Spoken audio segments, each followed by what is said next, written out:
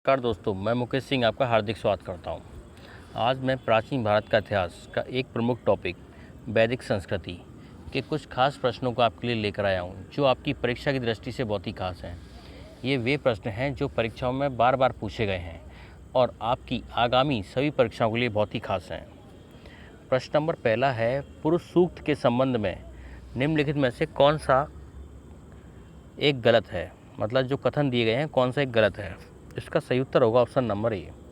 यह ऋग्वेद के 7वें मंडल में आया है।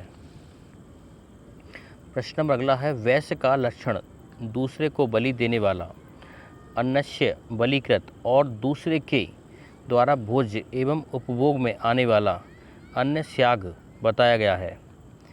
इसका सही उत्तर होगा दोस्तों option number D, Shatapatha Brahmana में। प्रश्न नंबर अगला है, निम्नलिखित में से कौन सा एक ऋग्वेद में स्त्रियों के विषय में सही नहीं है? तो दोस्तों, ऋग्वेद में स्त्रियां सभाओं में कार्यवाही में भाग लेती थीं, वे यज्ञ का अनुष्ठान भी करती थीं और वे युद्धों में सक्रिय भाग भी लेती थीं। और प्रश्न में पूछा गया है सही नहीं है, तो इसका सही उत्तर होगा ऑप्शन नंबर डी, उनका विवाह यौवनारंभ से पूर्व हो जाता था। प्रश्न नंबर अगला है, शुक्ल एवं कृष्ण के रूप में ज्ञात दो संस्करण मिलते हैं। इसका सही उत्तर होगा ऑप्शन नंबर बी, यजुर्वेद में। प्रश्न नंबर अगला है, आर्य भारत में आए। इसका सही उत्तर होगा ऑप्शन नंबर बी, अप्रवासी के रूप में। प्रश्न नंबर अगला है, दशराग युद्ध का कारण था। इसका सही उत्तर होगा दोस्तों ऑप्शन नंबर सी, पुरोहितों के षड्यंत्र। दशराग युद्ध रावी नदी के तट पर राजा सुदास के द्वारा 10 राजाओं को पराजित किया गया। प्रश्न नंबर अगला है, उत्तर वैदिक कालीन आर्यों को ज्ञान नहीं था। इसका सही उत्तर होगा दोस्तों ऑप्शन नंबर डी, कृष्णा नदी के घाटी के क्षेत्रों का। प्रश्न नंबर अगला है, वैदिक समाज में उच्च आचार एवं नैतिक व्यवस्था थी क्योंकि? इसका सही उत्तर होगा दोस्तों ऑप्शन नंबर डी, उपरोक्त सभी। सत्य बोलना एवं धार्मिक कर्तव्य था वैदिक समाज में, और अपराध बहुत कम होते थे और अपराधों पर कठोर नियंत्रण रखा जाता था। प्रश्न नंबर अगला है, वैदिक काल में द्विज में शामिल थे। इसका सही उत्तर होगा ऑप्शन नंबर डी, ब्राह्मण, क्षत्रिय एवं वैश्य, इनको द्विज कहा जाता था। प्रश्न नंबर अगला है, प्राचीन लोह युगीन बस्तियों से संबद्ध मृदभांड थे।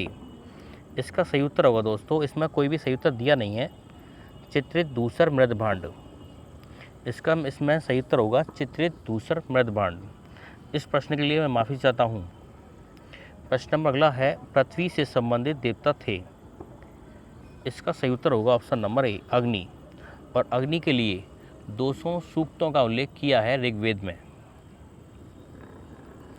प्रश्न नंबर अगला है, निर्वाह अर्थव्यवस्था पशुपालन से कृषि अर्थव्यवस्था में परिवर्तन का सबसे महत्वपूर्ण प्रभाव था। इसका सही उत्तर होगा ऑप्शन नंबर सी, आहार संबंधी सुधार। प्रश्न नंबर अगला है, नृत्य शब्द प्रयुक्त होता था। इसका उत्तर होगा ऑप्शन नंबर सी, चचेरे भाई बहन, दादा नाना मामा इत्यादि संबंधियों के लिए नृत्य शब्द का प्रयोग होता था। प्रश्न नंबर अगला है, सुमेलित कीजिए। ब्रह्म विभागा होगा इसमें, समान वर्ण में कन्या का मूल्य चुकाकर, अर्थात ए का होगा पहला। देव विवाह, यज्ञ करने वाले के साथ विवाह। प्रापत्य विवाह, बिना लेन देन के योग्य वर से विवाह। गांधर्व विवाह, इसको प्रेम विवाह कहते थे। और असुर विवाह, कन्या के बदले वर से धन प्राप्त करना। प्रश्न नंबर अगला है, उपनिषदों के दर्शन से संबंधित कौन कथन असत्य है? इसका सही उत्तर होगा ऑप्शन नंबर बी, उपनिषदों में भी कर्मकांडों पर बल दिया है। प्रश्न नंबर अगला है, आर्य शब्द इंगित करता है। इसका सही उत्तर होगा ऑप्शन नंबर सी, भाषा समूह को। और आर्य एक श्रेष्ठ वंश था, ये भी सही है। प्रश्न नंबर अगला है, नचिकेता और यम के बीच सुप्रसिद्ध संवाद उल्लिखित है। इसका सही उत्तर होगा ऑप्शन नंबर डी, काणोपनिषद में। प्रश्न नंबर अगला है, प्राचीन भारत के विश्वोत्पत्ति विषयक धारणाओं के अनुसार 4 युगों के चक्र का क्रम इस प्रकार है। इसका सही उत्तर होगा ऑप्शन नंबर सी, कृत, त्रेता, द्वापर और कली। कली का अर्थ दिया है इधर कलियुग। प्रश्न नंबर अगला है, आरंभिक वैदिक साहित्य में सर्वाधिक वर्णित नदी है। इसका सही उत्तर होगा ऑप्शन नंबर सी, सिंधु। प्रश्न नंबर अगला है, निम्नलिखित में से कौन सी वह ब्रह्मवादिनी थी जिसने कुछ वेद मंत्रों की रचना की थी। इसका सही उत्तर होगा ऑप्शन नंबर ए, लोपामुद्रा। तो दोस्तों, आपको हमारा वीडियो कैसा लगा, प्लीज़ हमारे वीडियो को लाइक करें और हमारे चैनल को सब्सक्राइब करें। धन्यवाद दोस्तों।